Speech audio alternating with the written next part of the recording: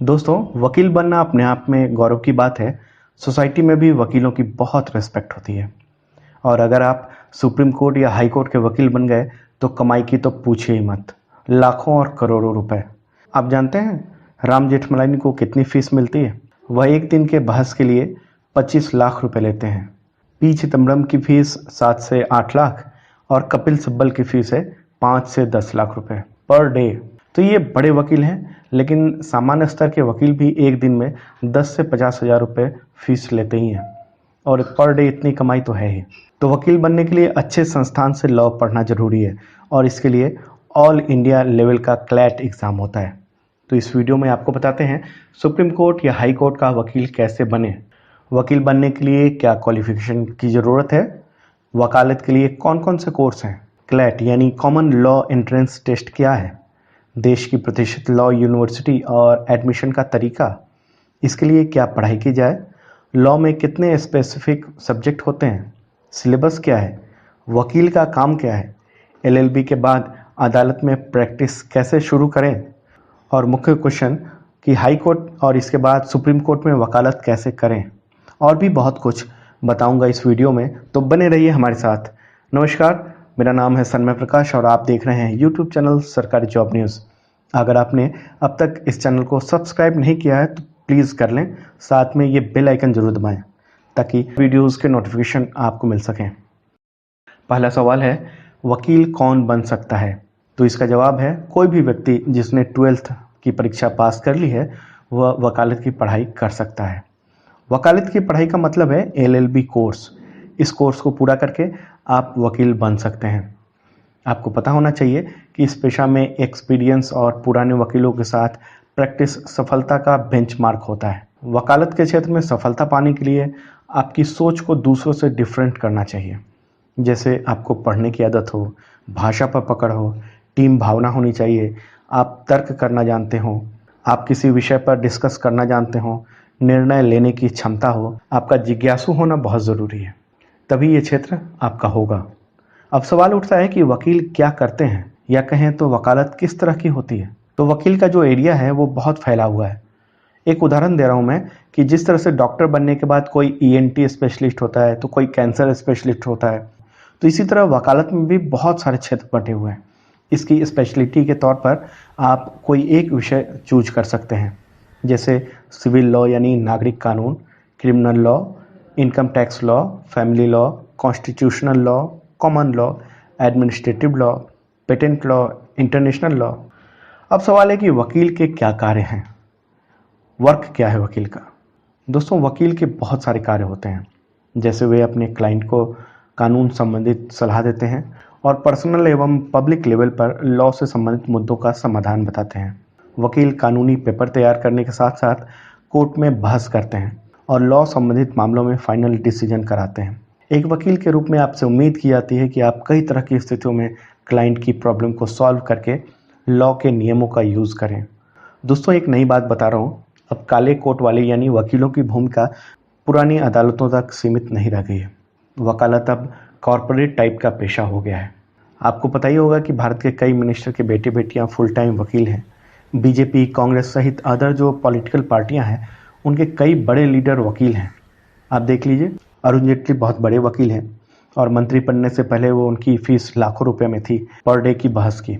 वैसे कुछ वकीलों की फ़ीस के बारे में मैंने इस वीडियो की शुरुआत में भी आपको बताया था। तो इन लोगों का मूल पेशा वकालत ही है, जो मेन इनकम है वो वकालत से ही आती है। यहाँ एक और बात बता दूं कि संविधान के तहत लोकतंत्र का तीसरा खंभा न्यायपालिका को कहा जाता है और वकालत पेशा बहुत ही जिम्मेदारी वाला काम होता है। अब आते हैं नेक्स्ट टॉपिक पे। क्वेश्चन होगा कि इस क्षेत्र में कौन कौन से कोर्स हैं। दोस्तों, इस क्षेत्र में 12th करने के बाद आप 5 ईयर BA LLB कोर्स कर सकते हैं, या अगर आप ग्रेजुएट हैं तो 3 ईयर LLB कोर्स कर सकते हैं। याद रखिए कि आप चाहे किसी भी सब्जेक्ट में 12th हो या ग्रेजुएशन किया हो, आप कोर्स में एडमिशन ले सकते हैं। कई कोर्स प्रमुख हैं, जैसे मैंने बताया BA LLB, BBA LLB, BCom LLB, BTech LLB वगैरह वगैरह। तो देश की कई यूनिवर्सिटी लॉ की पढ़ाई कराती है। आप जिस ज़िले में रहते हैं वहाँ कोई ना कोई लॉ कॉलेज होगा, अगर वहाँ नहीं है तो पड़ोस के ज़िले में ज़रूर होगा। आप वहाँ से लॉ की डिग्री ले सकते हैं। लेकिन देश के टॉप लॉ यूनिवर्सिटी में एडमिशन के लिए टफ कंपटीशन से गुजरना पड़ता है। इस कंपटीशन का नाम है क्लैट। तो सवाल होगा कि क्लैट क्या है। क्लैट का मतलब है कॉमन लॉ एडमिशन टेस्ट। अगर इसे हिंदी में कहें तो संयुक्त विधि प्रवेश परीक्षा है।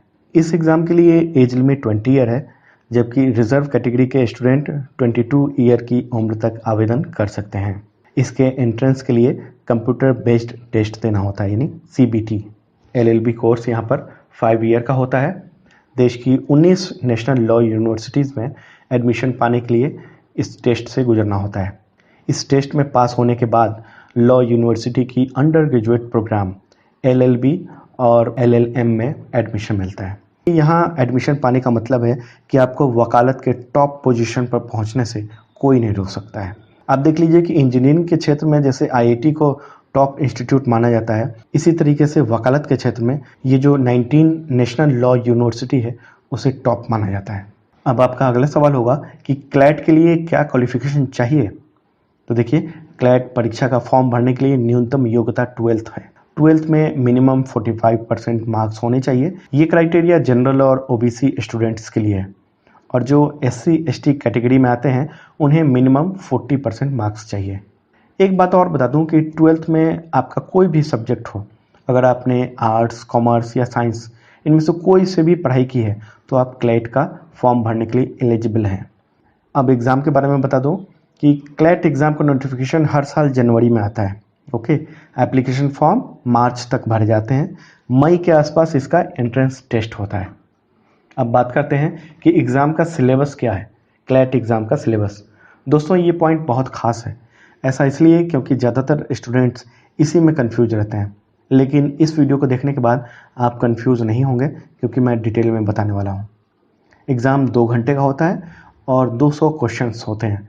प्रत्येक क्वेश्चन 1 नंबर का होता है और हर गलत आंसर देने पर 0.25% यानी 1/4 नंबर काट लिया जाता है।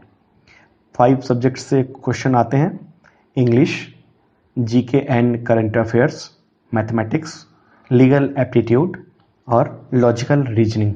अब बात करते हैं इंग्लिश में क्या क्या पूछे जाते हैं। दोस्तों, इंग्लिश में कॉम्प्रिहेंशन, पैसेज, ग्रामर से सवाल पूछे जाते हैं। ग्रामर पर आपका कमांड होना चाहिए।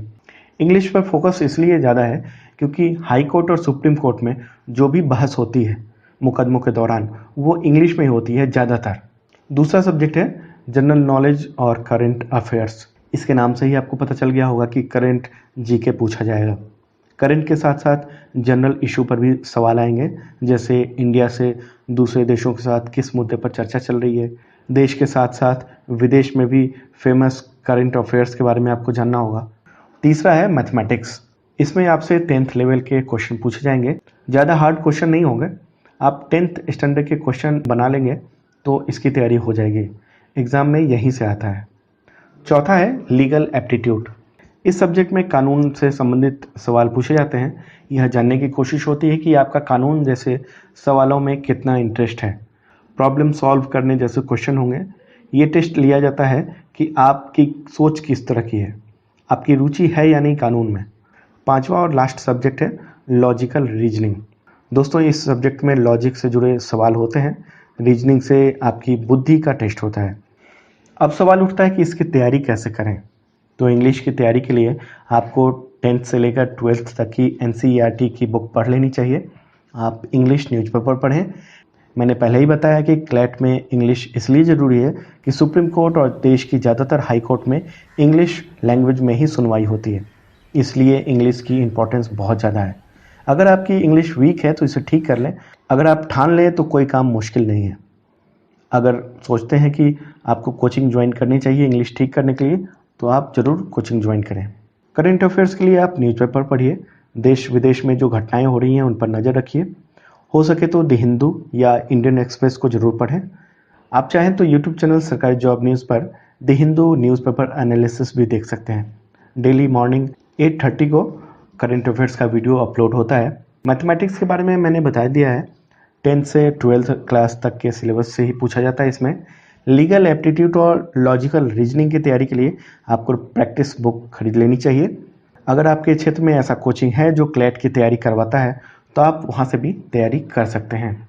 तो आप क्लैट एग्ज़ाम देकर देश की टॉप 19 लॉ यूनिवर्सिटी में से किसी एक में एडमिशन ले सकते हैं और कोर्स कर सकते हैं।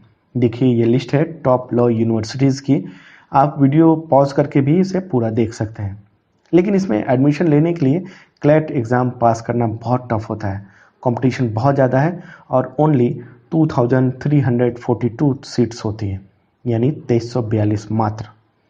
अगर आप क्लैट का एग्ज़ाम क्लियर नहीं भी कर पाए तो आपको चिंता करने की ज़रूरत नहीं है, आप पास के लॉ कॉलेज में दाखिला ले सकते हैं।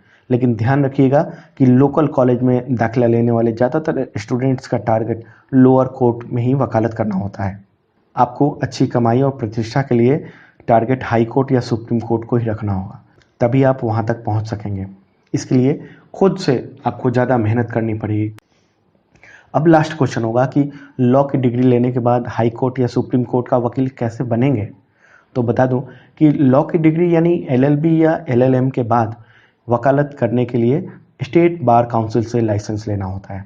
बिना लाइसेंस लिए आप किसी क्लाइंट का मुकदमा कहीं भी नहीं लड़ सकते हैं। लाइसेंस लेकर आप सीधे लोअर कोर्ट में वकालत कर सकते हैं, लेकिन हाई कोर्ट में वकालत करने के लिए 5 साल का अनुभव होना चाहिए लोअर कोर्ट में केस लड़ने का।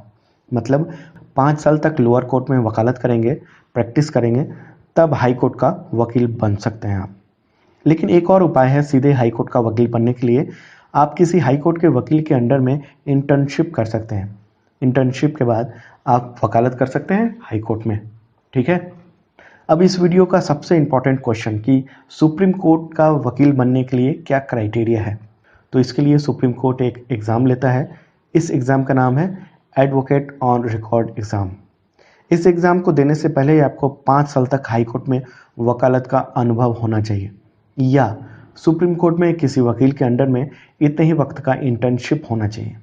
यह एग्ज़ाम देकर आप सुप्रीम कोर्ट का वकील बन सकते हैं। आप में से कईयों के मन में ये सवाल होगा कि एलएलबी कर ली, लोअर कोर्ट में 5 साल की वकालत का एक्सपीरियंस भी कर लिया, इसके बाद हाई कोर्ट में भी 5 साल का एक्सपीरियंस हो गया, तो फिर ये एग्ज़ाम क्यों, ये एडवोकेट ऑन रिकॉर्ड एग्ज़ाम क्यों। तो ऐसा इसलिए कि सुप्रीम कोर्ट में बेहतरीन और जानकार वकील ही वकालत करें। क्वालिटी मेंटेन करने के लिए ऐसा किया जाता है। मुझे लगता है कि इस वीडियो में आपको वकील बनने के तमाम सवालों के जवाब मिल गए होंगे। अगर फिर भी आपके मन में कोई संदेह है या क्वेश्चन है तो बेहिचक कमेंट बॉक्स में क्वेश्चन कीजिए, आपको हर क्वेश्चन का आंसर मिलेगा। दोस्तों, इस वीडियो को अपने दोस्तों को ज़रूर शेयर करें, व्हाट्सएप पर फ्रेंड्स के ग्रुप में भी, ताकि सबको पता चल सके कि सुप्रीम कोर्ट का वकील कैसे बनते हैं, वकालत पेशा क्या है। वैसे आपने इस वीडियो को लाइक तो कर ही दिया होगा। वीडियो देखने के लिए बहुत बहुत धन्यवाद।